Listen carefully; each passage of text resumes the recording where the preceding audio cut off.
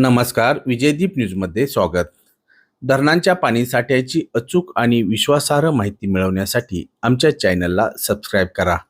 आज मंगळवार 7 जुलै. सकाळचे नीरा खोऱ्याचे अपडेट. नीरा खोऱ्यात पावसाचा धुमाकूळ.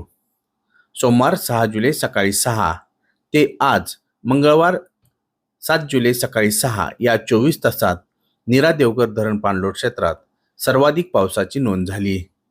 शिरवली येथे 239 मिलीमीटर, हिरडोशी 267 मिलीमीटर, तर नीरा देवघर धरणावर 158 मिलीमीटर पावसाची नोंद झाली.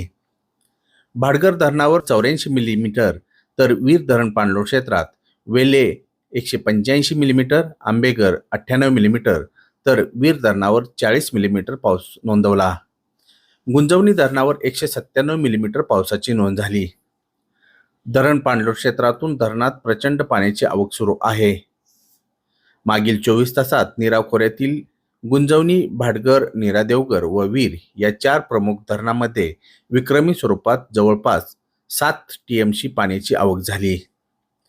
नीरा खोरे अहवालानुसार आज अखेर गुंजवणी, भाटघर, नीरा देवघर व वीर या 4 धरणात एकूण उपयुक्त पाणीसाठा 18.28 टीएमसी झाला. म्हणजेच सरासरी धरण टक्केवारी 37.84% पोहोचली.